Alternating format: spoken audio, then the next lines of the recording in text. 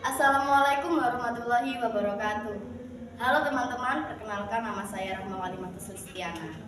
Kali ini saya akan membawakan sebuah cerita rakyat dari Bengkulu yang berjudul Keramat Ria. Alkisah, dahulu kala, di suatu siang terik, nampak seorang kakek tua berjalan tertatih sambil menggendong sebuah jala melewati pendopo istana kerajaan Keramat Ria. Si kakek tampak begitu lelah. Rupanya ia baru saja pulang dari sungai mencari ikan. Ia memutuskan untuk duduk beristirahat di depan pendopo istana yang selalu dijaga ketat oleh dua orang prajurit kerajaan. Jala milik si kakek yang memakai pemberat dari rantai emas diletakkannya di tanah. Rantai jala itu nampak berkilau diterpa sinar matahari sehingga menarik perhatian kedua prajurit pendopo istana. Kakek baru pulang mencari ikan ya?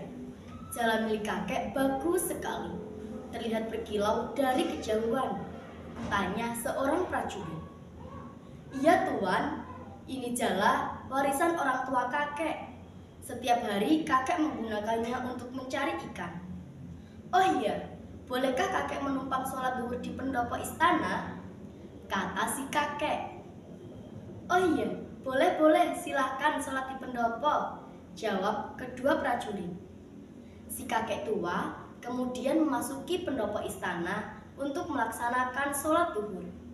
Sementara jala miliknya dibiarkan tergeletak di luar pendopo istana.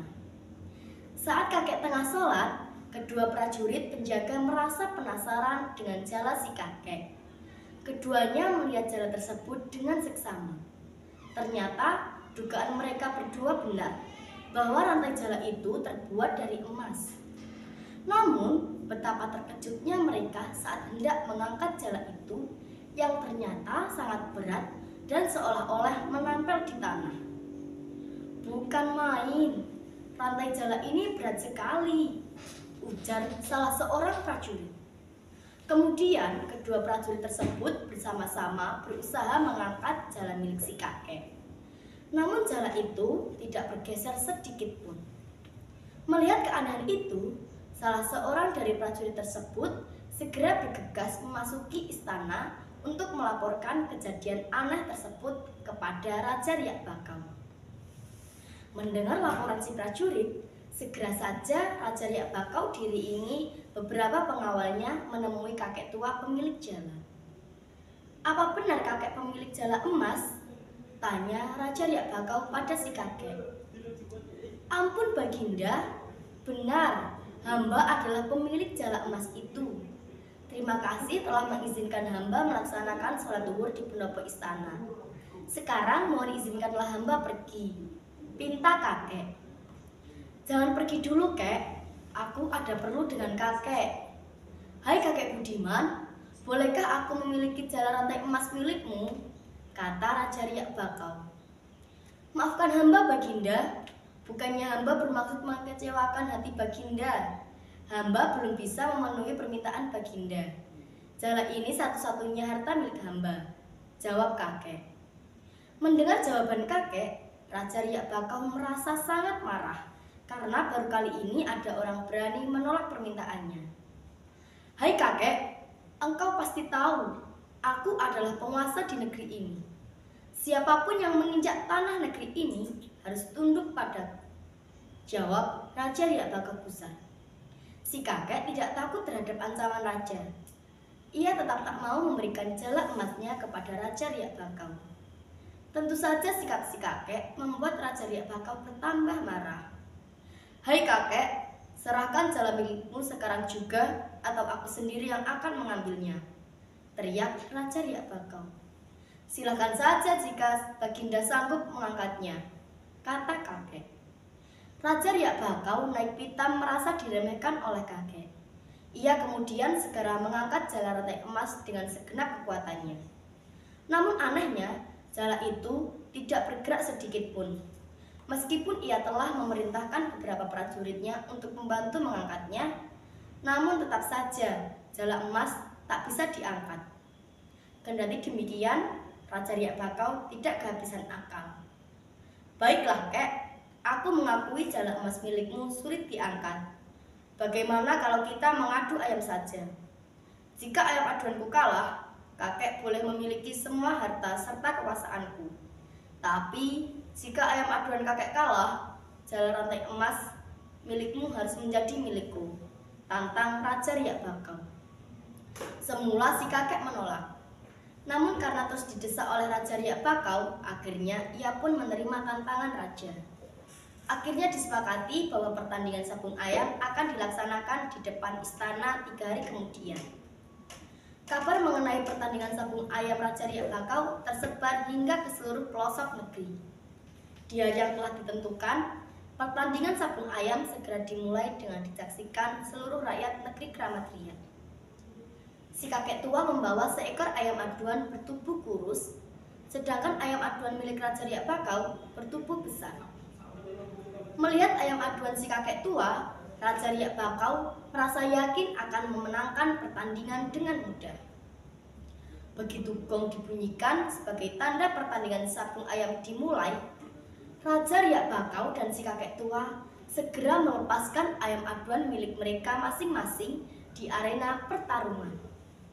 Kedua ayam langsung berhadapan-hadapan untuk bertarung. Ayam aduan Raja Riak Bakau langsung menyerang secara bertubi-tubi sehingga ayam aduan si kakek harus melompat ke sana kemari menghindari serangan. Ayam si kakek tua sesekali terjatuh terkena tendangan kaki ayam aduan Raja Riak Bakau. Namun setelah beberapa lama adu ayam berlangsung, ayam aduan Raja Riak Bakau mulai kelelahan. Justru kini ayam aduan kakek tua yang menyerang secara ganas. Hanya sekali tendang, ayam aduan Raja Riak Bakau langsung jatuh.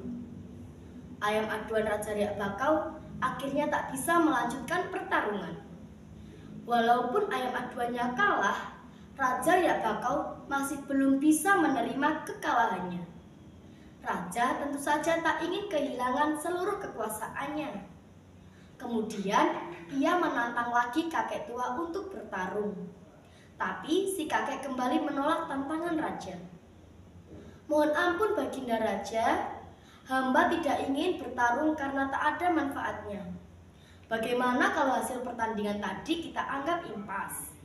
Hamba tidak akan menuntut apapun dari Baginda. Tapi izinkanlah hamba pergi membawa jala rantai emas milik hamba ini. Jawab si kakek hati-hati. Raja Riak Bakau akhirnya mengabulkan permintaan kakek tua. Sebelum pergi, kakek tua mampir terlebih dahulu untuk melaksanakan sholat di pendopo istana. Sementara jala emas miliknya ia letakkan di depan pendopo. Ternyata diam-diam Raja Riak Bakau bersama pengawalnya membuntuti si kakek. Raja nampaknya masih berminat untuk memiliki jala rantai emas. Ketika melihat kakek tua tengah khusyuk sholat, Raja Riak Bakau segera menghunus keris yang terselip di pinggangnya, lalu menusuk tubuh si kakek dari belakang. Tapi sungguh ajaib, walau terluka parah, si kakek masih dapat menyelesaikan sholatnya. Usai mengucapkan salam, kakek misterius kemudian mengambil lidi. Lidi tersebut ia tancapkan di 4 sudut pendopo istana. Si kakek tua kemudian pergi meninggalkan negeri Kramat Riak dalam kondisi terluka parah. Setelah si kakek pergi, beberapa prajurit berusaha mencabut lidi itu. Namun, tak seorang pun berhasil. Akhirnya, terpaksa Raja Riak Bakau sendiri yang mencabutnya. Begitu lidi-lidi tersebut tercabut, air menyembur keluar dengan derasnya.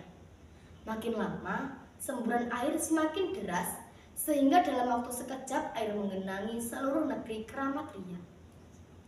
Setelah rakyat Kramat Riak berhamburan berusaha menyelamatkan diri, ada yang berlari ke gunung, sedangkan Raja Riak Bakau beserta pengikutnya berusaha memanjat pohon tinggi agar tidak terkena luapan air yang sudah hampir menenggelamkan seluruh negeri Kramat Riak. Raja Riak Bakau beserta pengikutnya yang memanjat ke atas pohon berhasil selamat dari banjir. Akan tetapi, Tuhan murka kepada perbuatan keji mereka. Tiba-tiba saja langit menjadi gelap. Beberapa saat kemudian, hujan deras turun disertai angin kencang. Raja Riak Bakau yang berada di atas pohon beserta pengikutnya terombang-ambing diterpa angin kencang. Pada saat itulah terdengar suara misterius menggema dari balik awan. Wahai kalian, Raja Riak Bakau yang kejam. Wahai kalian seluruh rakyat kerajaan Keramat Riak, tetaplah kalian seperti itu, bergelantungan seperti kera. Begitulah kata-kata dari suara misterius. Setelah suara misterius hilang, tiba-tiba Raja Riak Bakau dan seluruh rakyatnya yang selamat menjelma menjadi kera. Kemudian hujan deras menjadi reda, cuaca kembali cerah. Air pun mulai surut sehingga yang terlihat hanya kera-kera bergelantungan di atas pohon. Lama-kelamaan, negeri Keramat Riak berubah menjadi sebuah hutan rimba yang dihuni oleh kawanan kera. Sementara si kakek tua misterius telah menghilang entah kemana. Beberapa tahun kemudian, beberapa awak kapal dari Cina mendarat di hutan lebat Keramat Riak. Konon, mereka adalah para pedagang yang pernah ditolong oleh si kakek tua misterius. Mereka datang memenuhi pesan sang kakek agar dibuatkan makam di Keramat Riak. Mereka pun membuat sebuah makam megah di hutan Keramat Riak. Pada nisan makam tertulis Syekh Abdul Latif yang konon merupakan nama dari kakek misterius. Selanjutnya, masyarakat menyebut makam Syekh Abdul Latif dengan nama kakek keramat. Sekian, terima kasih. Wassalamualaikum warahmatullahi wabarakatuh.